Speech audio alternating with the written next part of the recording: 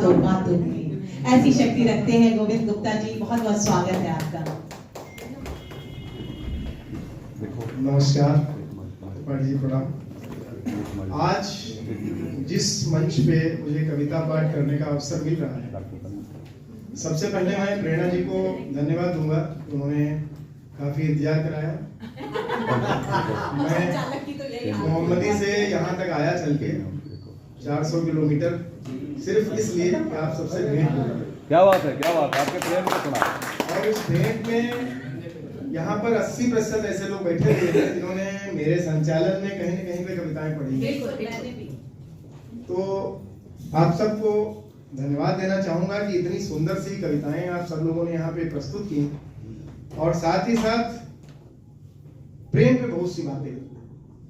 प्रेम सबका पसंदीदा विषय है, तो बिना जीवन चाहे वो लेकिन उससे पहले आप सबके लिए जी स्वागत। अंजनी सर यहाँ आए हैं मुंबई से, इतना अच्छा संयोजन किया है विकास जी ने, हम सब लोगों को आमंत्रित करके रोके रखा है। घर से भी फोन आ रहा है, लेकिन फिलहाल शुभचिंतक वही है अपने। तो आप सबके लिए कुछ लिखकर लाया था कि हम तुम्हारी हार में शामिल नहीं, हम तुम्हारी हार में शामिल नहीं है, जीत की हम कामना करते रहेंगे। हम तुम्हारी हार में शामिल नहीं है, जीत की हम कामना करते रहेंगे। साथ में तुम चल सके या ना चले तुम, हम तुम्हारे साथ तो चलते रहेंगे। तुम्हारे साथ तो चलते रहेंगे। हार हो या जीत हो मर्जी प्रभु की, हार हो या जीत हो मर्जी प्रभु की, हम प्रभु से प्रार्थना करते रहेंगे। तुम दुआएं ना करो तो ना करो, हम दुआएं हर कदम करते हर कदम करते। और जैसा कि प्रेम पे चर्चा हुई, तो प्रेम कैसा होना चाहिए कि किसी के हृदय में जगह हो बनानी, किसी के हृदय में जगह हो बनानी, लगे कोई ऐसा हो दिल की वो रानी, तो थोड़ा समझना उसे भी जरा तुम, तो थोड़ा समझना उसे भी जरा तुम, न बहता दिखे उसकी आंखों में पानी, किसी के हृदय में जगह हो बनानी। उसे प्रेम करते हो दिल से अगर, तो कभी उसके दिल को दुखाना नहीं तुम, कभी जख्म गहरे भले मन में हो तो उन्हें भावनाओं में लाना नहीं तुम।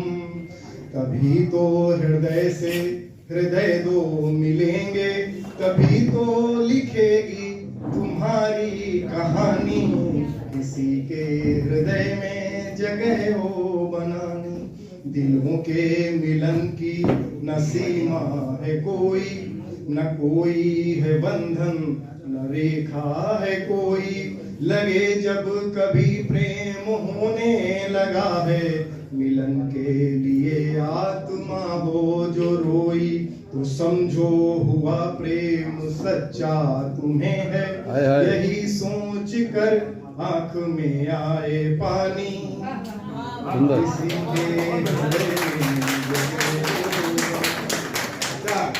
ये तो प्रेम की हो गई। चूंकि समय मेरा बहुत लिया गया है, इसलिए मैं भी समय थोड़ा सा जरूर लूंगा, क्योंकि अभी भैया ने बहुत अच्छी सी एक बात बताई कि हमारा जो सनातन धर्म है, और जिस तरीके से हम धर्म की बात नहीं करेंगे, लेकिन जिस तरीके से अभी हम लोग तो त्रिपाठी जी भी हैं, हम सब लोगों ने जाना है, आज के बच्चे नहीं जानते उस चीज को है कि जब कारगिल का युद्ध लड़ा गया था तो हमारे पास 155 mm के गोले नहीं थे। उस समय ब्लैकमेल करके बाहर से बहुत अधिक कीमत से गोले मंगवाए गए, और किसी न किसी कारण से हमको कारगिल का युद्ध बंद करना पड़ा। हमारे पास संसाधन नहीं थे। लेकिन अब क्या स्थिति हुई कि जब हम लोगों ने पहला अटैक किया, कायदे से युद्ध लड़ा, कि ये दिल्ली थी, दिल्ली की ओर एक मिसाइल आ रही थी और मिसाइल फरीदाबाद में गिरा दी गई थी, थोड़ा उधर खेतों में। तो उसी पे एक रचना है, छोटी सी है, कि आल ही बाबर मिसाइल रोकता आकाश था स्वदेशी पर मगर उस पर अटल विश्वास था स्वदेशी पर मगर उस पर अटल विश्वास था। ड्रोन सारे दुश्मनों के घेर कर मारे सभी, क्योंकि यह जो अस्त्र था वह भी तो सबसे खास था।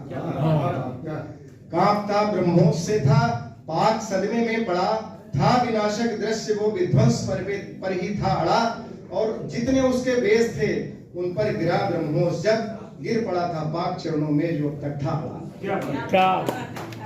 और जो इसका सबसे महत्वपूर्ण बिंदु था कि युद्ध हुआ, और युद्ध के बाद हम सब लोगों ने सोचा कि शायद हमारे जवान गए होंगे लड़ने।